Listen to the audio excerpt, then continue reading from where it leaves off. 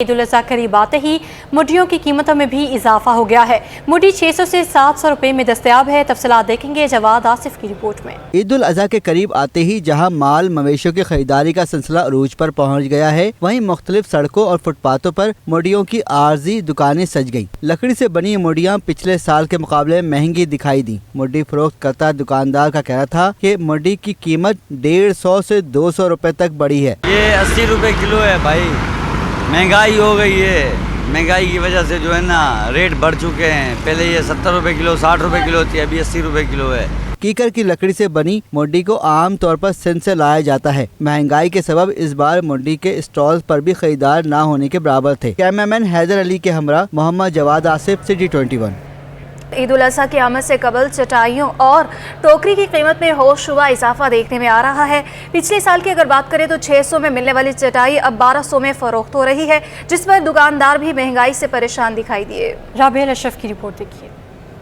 कुर्बान की आमद जानवर भी खरीद लिए। अब बारी आती है कुर्बानी के जानवरों के गोश्त की कटाई, जिसके लिए चटाई की खरीदारी भी जरूरी है। कोरंगी की फुटपाथ पर चटाई और टोकरी फरोख्त करने वाला दुकानदार भी महंगाई का रोना रोता दिखाई दिया। कहता है कि 600 रुपए वाली चटाई 1200 रुपए तक हो गई है। इसी तरह टोकरी 250 से 500 रुपए तक में फरोख्त कर रहे हैं। ईद उल अज़हा के अंदर ये इस्तेमाल की जाती है।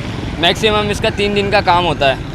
उसकी बदौलत हम इसके ऊपर काम करते हैं कि इसके रेट जो हैं अभी ज़्यादातर हाई चल रहे हैं, लेकिन हमारे स्टॉल पे आपको इंशाअल्लाह कुरंगी नंबर 5.5 नंबर पे आपको ये चढ़ाई हैं 1200 रुपये हम बोलते हैं, 1000 रुपये में दे देते हैं। ये छोटी वाली जो है ये 150 रुपये की दे रहे हैं हम, जो इससे बड़ी वाली 550 रुपये की बोल के 500 रुपये फाइनल दे देते हैं। दुकानदारों ने शिकवा किया कि महंगाई से उनका कारोबार भी शदीद मुतासिर हुआ है। इसके बावजूद हम कम मार्जिन पर चटाई और टोकरी फरोख्त कर रहे हैं ताकि हमारा माल जल्द फरोख्त हो जाए। कैमरामैन हैदर के साथ राबिया अशरफ, सिटी 21।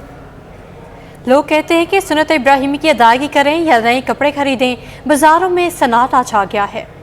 रिपोर्ट करेंगे काविश मेमन। महंगाई का सुनामी ईद कुर्बा के साथ साथ ईद शॉपिंग पर भी भारी पड़ने लगा। ज़ैनब मार्केट के ताजिर कहते हैं ब्रांडेड कपड़ों पर टैक्स दुगने हो गए हैं। लोग लोकल के बजाय इम्पोर्टेड कपड़ों को तरजीह देते हैं। टैक्सेस वगैरह तो तकरीबन ऑलमोस्ट डबल ही हो गए हम लोग जो पे कर गए। जो ज़्यादातर क्योंकि चलती चीज़ें बाहर इम्पोर्टेड वाला स्टफ़ है, तो वो उसके टैक्स वगैरह पेड करना पड़ता है। फिर डॉलर के रेट इतने ऊपर हो गए हैं तो उसके हिसाब से ज़्यादा एक्सपेंसिव पड़ता है। और लोकल चीज़ें कस्टमर लाइक नहीं करता, जो बाहर का स्टफ़ होता है वही चीज़ें बंदा लाइक करता है। तो अब उसके रेट्स इतने होते हैं, कस्टमर पहले 2 की जगह 1 लेता था, अब 1 लेने भी बड़ी मुश्किल से सोच समझ के आता है। शहरी कहते हैं कुर्बानी ही इतनी महंगी हो गई है, कोई दूसरी चीज़ कैसे खरीदेंगे। महंगाई इतनी हो गई है ना, तो अब लोग जाहिर सी बात है अब लोग या तो फिर जानवर की तरफ आएँ या फिर शॉपिंग वगैरह करें या बंदा खा पी ले, तो इस वजह से थोड़ा सा पोजीशन डाउन हुई है मार्केटों की। ईद उल अज़हा में चंद रोज बाकी हैं, लेकिन शहर के छोटे बड़े बाजार वीरान। ईद उल अज़हा पर रिलीज होने वाली मूवी के बारे में तो फिल्म तेरी मेरी कहानियां इस बार बड़ी ईद पर मुल्क भर के सिनेमा घरों में नुमाइश के लिए पेश की जाएगी, जबकि नामवर हिदायतकार मरीना खान भी फिल्म के अक्सबंदी में शामिल हैं। तफसीलात जानेंगे नुमाइंदे सैयद ज़ुबैर राशिद से। हाँ जी बिल्कुल, मशहूर मारूफ हिदायतकार मरीना ख़ान इस वक्त मेरे साथ बराह रास्त मौजूद हैं और इन्होंने अभी हाल ही में एक फ़िल्म को डायरेक्ट किया है, तेरी मेरी कहानियाँ। वैसे तो तेरी मेरी कहानियों में 3 फिल्में हैं और मुख्तलिफ हिदायतकार हैं और मुख्तलिफ किरदार हैं, लेकिन मरीना ख़ान ने किस फिल्म को इसमें डायरेक्ट किया है और उस फिल्म में कौन कौन से किरदार हैं उन्हीं की ज़बानी जान लेते हैं। मैडम, काफ़ी अरसे बाद जो है आपकी फ़िल्म आई गई, फिल्म आ रही है, आपने उसको डायरेक्ट किया, आप उसके हिदायतकार हैं। फ़िल्म में किरदार के हवाले से बताएँ, फ़िल्म की स्टोरी के हवाले से बताएँ और आप ख़ुद कितनी पुरुमीद है। मैं कितनी पुरुमीद, देखिए आई थिंक हम जो कुछ भी बनाते हैं तो पुरुमीद तो होते हैं। फ़िल्म बेसिकली एक ऐसी लड़की की कहानी है जिसका एक ख्वाब है, लेकिन उसका जो ख्वाब है वो उस दिन पूरा होता है जिस दिन उसकी शादी होने वाली है। तो अब देखेंगे कि ख्वाब पूरा होगा या नहीं होगा। इसमें है Shahryar Munawar and Ramsha Khan, but I was very excited to work with everyone जो भी थे। एंड एक्सपीरियंस मेरे लिए एक बहुत एक सीखने का एक्सपीरियंस था, बिकॉज ऑब्वियसली मैंने कभी फिल्म की नहीं है, तो मेरे लिए बहुत अच्छा एक्सपीरियंस रहा है। उन लोगों के लिए रहा है नहीं रहा है ये मुझे नहीं पता, लेकिन मेरे लिए it was a very wonderful experience. And Babar Ali जो पहली दफ़ा मैं उनके साथ काम कर रही थी, उनके साथ मुझे बहुत ज़्यादा मज़ा आया। तेरी मेरी कहानियाँ की प्रमोशंस भी चल रही हैं लाहौर में, तो आप क्योंकि हिदायतकार हैं और बहुत अरसे से आप इस इंडस्ट्री से वाबस्ता हैं, किसी भी फिल्म के लिए प्रमोशंस कितनी ज़रूरी होती हैं? लोग कहते हैं बहुत ज़्यादा ज़रूरी होती है, मुझे अब नहीं पता, बट पीपल से दैट। मैं ख़ुद प्रमोशन में ज़ीरो हूँ, लेकिन people say that promotions make a lot of difference. At least आपके जो फर्स्ट वीक है उसमें लोगों को लाना वो बहुत ज़रूरी होता है। बहुत शुक्रिया जी। अदाकारा भी हैं और इसके अलावा मारूफ हिदायतकार भी हैं मरीना खान इस वक्त हमसे खुसूसी गुफ्तगू कर रही थी। तेरी मेरी कहानियाँ जो हैं ईद उल अज़हा पर सिनेमा घरों की रौनक बनेगी जी। अब आपको बताएं कि गवर्नर सिंध कामरान टिसोरी कहते हैं कि शहर में राशन तकसीम के लिए 1000 से हज़ारों बैनर्स फाड़े गए हैं। इन अफराद के खिलाफ 9 मई की तरह फौजी अदालतों में मुकदमा चलाए जाएं। रिपोर्ट करेंगे आज़ीज़ जमाली। शहर में गवर्नर सिंध की जानिब से राशन तकसीम के बैनर्स फाड़े जाने पर कामरान टिसोरी बरहम, मुलजिमान के खिलाफ सख्त कार्रवाई का इंदिया दे दिया। गवर्नर हाउस में तवाना पाकिस्तान प्रोग्राम के तहत राशन तकसीम के पहले मरहले में सैकड़ों ट्रकों का गवर्नर सिंध ने मुआयना किया। मीडिया से गुफ्तगू में कामरान टिसोरी ने कहा कि ईद के रोज राशन तकसीम होगा, 100 ऊँटों की कुर्बानी भी की जाएगी। ये 100 ऊँट और ये बकरे ये हम सब मिलके ज़ाती हैसियत में कर रहे हैं। सिर्फ किस लिए? इसलिए कि जो लोग बेचारे मजबूर हो गए हैं, जिन लोगों को बेरोज़गार कर दिया गया है, तो उन लोगों की थोड़ी सी तलाशी हो सके, उनकी नाउमीदी टूट सके। गवर्नर सिंह ने कहा कि तवाना पाकिस्तान के पूरे शहर से हजारों बैनर्स चंद घंटों में फाड़े गए हैं। ये काम किसी माफिया का हो सकता है, हुकूमत या इंतजामिया का नहीं। मेरी माएँ, बहनें, बेटियाँ, बुजुर्ग, नौजवान ये सुन लें कि मैं इनकी ना गालियों से डरूंगा और ना इनके बैनर उतारने से डरूंगा। हम इस सूबे और इस शहर और इस पाकिस्तान के लिए काम करते रहेंगे, दिन रात करते रहेंगे। कामरान टिसोरी ने कहा कि IT कोर्सेज अब 50,000 के बजाय 1 लाख नौजवानों को सिखाए जाएंगे, जिसके लिए 8 लाख नौजवानों ने दरखास्तें दे दी हैं। यहाँ 50,000 लोगों को हमने कहा कि IT के कोर्सेज कराएंगे। आज मैं ये नई अनाउंसमेंट करता हूँ कि 50,000 नहीं बल्कि 1 लाख लोगों को करेंगे।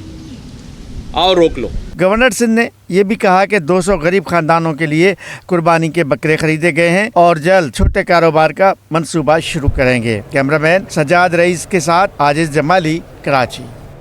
अब आपको बताएं कि चीफ सेक्रेटरी सिंध सुहेल राजपूत ने मरकजी मजालिस और जुलूस अज़ा कमेटी के अरकान मुहर्रमुल हराम में मुकम्मल सिक्योरिटी फराहम करने की यकीन दहानी करा दी। अल्लामा सैयद बाकर हुसैन ज़ैदी की सरबराही में मरकजी मजालिस और जुलूस अज़ा कमेटी के अरकान ने चीफ सेक्रेटरी सुहेल राजपूत से मुलाकात की और मरकजी मजालिस और जुलूस अज़ा पर अपने तहफ़्फ़ुज़ात का इज़हार किया। इस मौके पर चीफ सेक्रेटरी सिंध सुहेल राजपूत ने अपने मुकम्मल ताउन की यकीन दहानी भी कराई और कहा कि मजालिस और जुलूस के लिए बेहतरीन सिक्योरिटी इंतजाम किए जाएंगे। मुलाकात में अंजुमन उमामिया के सदर Gafran Mujtaba, general secretary Ali Nasir, Safinatul Mominin trust के सरबराह हसन अख्तर नकवी, अंजुमन मजलूमिया के जाफ़र बलग्रामी, अंजुमन जाफरिया साढ़ोरा के शाहिद जैदी, अंजुमन आबदिया कासमिया के फैसल ने भी अपने ख्यालात का इजहार किया। अब आपको बताएं कि मुख्तलिफ शोबों से ताल्लुक़ रखने वाले माहिरीन ने बच्चों में मनशियात के बढ़ते इस्तेमाल पर तशवीश का इजहार किया और फौरी इक़दाम पर जोर दिया है। Social welfare and child protection authority के तहत मुनक़िदा सेमिनार का अहवाल बता रहे हैं जुनैद जावेद अपनी इस रिपोर्ट में। बच्चों में मुनशियात का बढ़ता इस्तेमाल, माहिरीन ने तशवीश का इजहार कर दिया। SYM वेलफेयर फाउंडेशन के तहत social welfare and child protection authority के दफ्तर में सेमिनार का इनकाद किया गया। सिटी 21 न्यूज से गुफ्तगू करते हुए सूबाई वजीर साजिद जोखियो ने कहा, वालिदैन अपने बच्चों पर खुसूसी तवज्जो दें। तालीमी इदारों में बच्चों में मुनशियात का इस्तेमाल बढ़ गया है। रख के लिए देखिए, अपना जो पेरेंट्स है उनको भी अपने बच्चों का ख्याल रखना चाहिए। बच्चा जो स्कूल जाता है उससे पूछे कि बच्चे बेटा आप स्कूल गए या नहीं गए। फिर बच्चा कहीं निकलता है कि किसी के साथ निकलता है, किस सोबत में है, तो ये पेरेंट्स के ऊपर भी डिपेंड करता है। SYM वेलफेयर फाउंडेशन की सरबराह महानूर का कहना था कि नौजवान नस्ल को मुनशियात से बचाना बहुत ज़रूरी है। जो हमारे एरिया में जो मंशियात में बच्चे पढ़ जाते हैं, जो स्टूडेंट्स पढ़ जाते हैं, उनकी अवेयरनेस के लिए हमने एक कोशिश की है छोटी सी, जिसमें हमने डिफरेंट स्कूलों में जाके अवेयरनेस दी है, स्टूडेंट्स को अवेयरनेस दी है, पेरेंट्स को अवेयरनेस दी है। और अब इसी तरह हमने जो हमारे एकेडमी के बच्चे हैं उनको अवेयरनेस देने के लिए हमने यहाँ मधु किया और यहाँ एक सेमिनार का मुनक्किद किया। तकरीब के शुरका ने मुनशियात के खात्मे के लिए मुश्तरका जद्दोजहद पर जोर दिया और इस अज़म का आदा भी किया कि मुनशियात जैसे नासूर से नौजवानों को बचाने के लिए बाकायदा मुहिम चलाई जाएगी। जुनैद जावेद, सिटी 21।